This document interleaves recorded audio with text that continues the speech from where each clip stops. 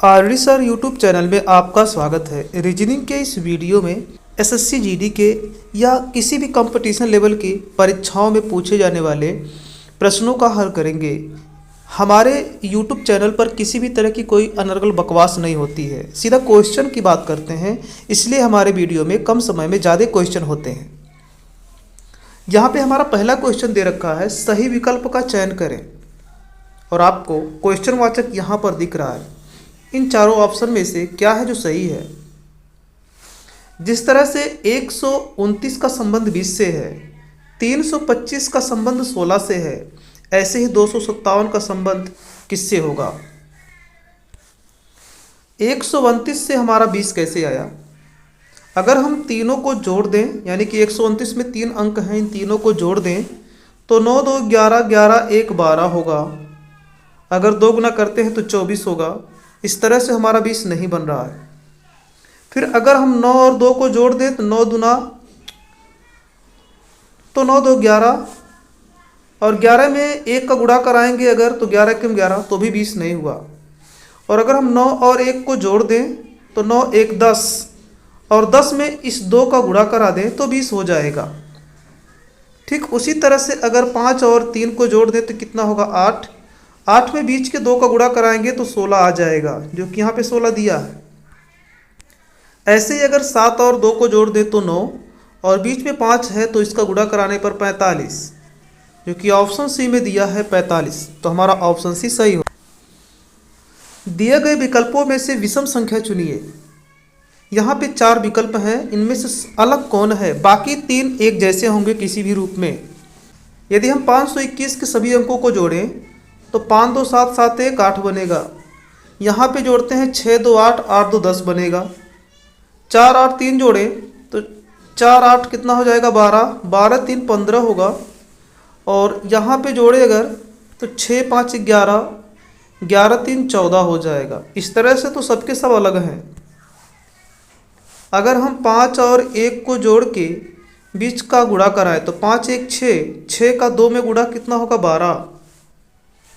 ऐसे ही 6 2 8, 8 और 2 का गुणा कराएं तो कितना होगा 8 दूना 16। यहाँ से अगर 4 3 7 करें और 7 का 8 में गुणा कराएं तो 8 7 56।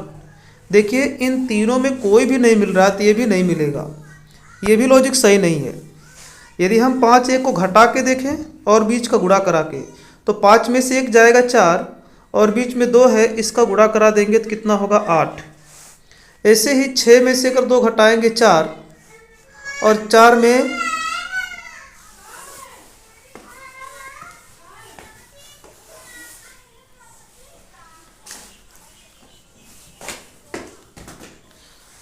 और बीच में 2 है, इस 2 का इसमें गुणा करा दें तो 4 दूना 8।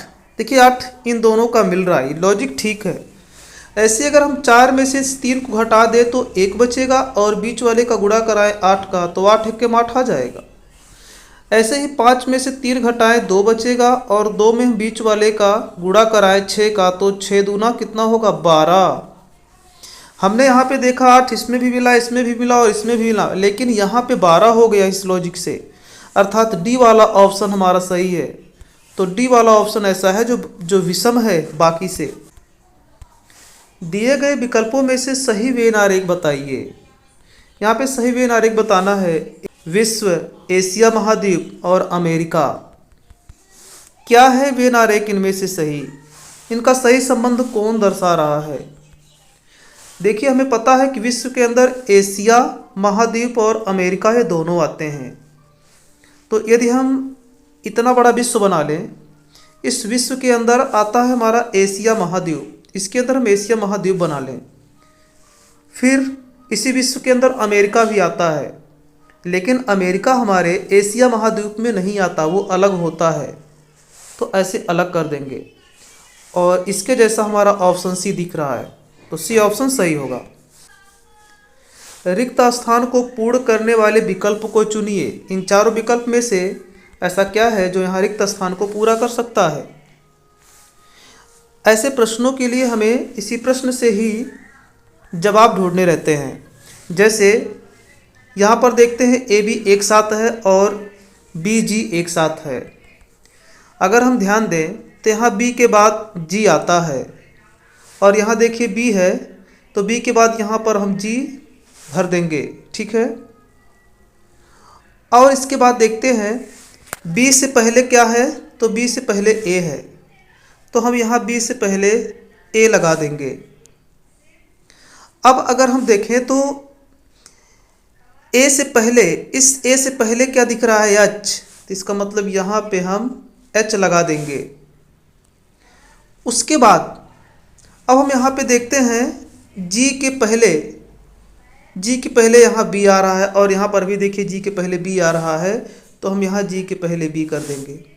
और फिर हम यहाँ पर देख रहे हैं कि बी के पहले ए है, तो यहाँ बी के पहले हम ए कर देंगे।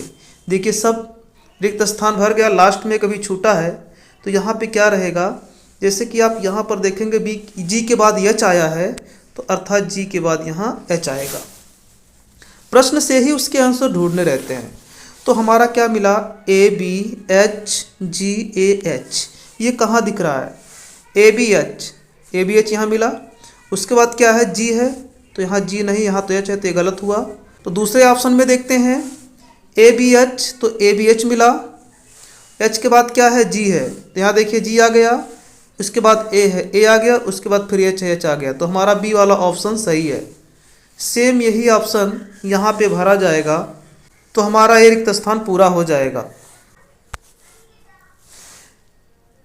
यदि बी ए टी बराबर 9, Apple A double P L E बराबर 25, डी ए आर के क्वेश्चन वाचक दिया गया है, यानी कि यहाँ पे क्या भरा जाएगा, ठीक है।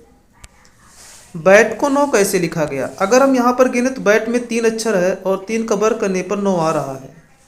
ऐसे ही एप्पल में देख लेते हैं, तो एप्पल में हमारा 3 2 5 यानी 5 अक्षर है, जिसका वर्ग करेंगे तो 25 आ जाएगा। ऐसे ही डार्क में टोटल 4 अक्षर है और इसका वर्ग करेंगे तो 16 आएगा। 16 ऑप्शन में देखिए दिया है, तो हमारा बी ऑप्शन सही है। हमें आशा है यहाँ पे जितने क्वेश्चन बताए गए होंगे सब आपको अच्छे समझ में आए होंगे। वीडियो देखने के लिए धन्यवाद।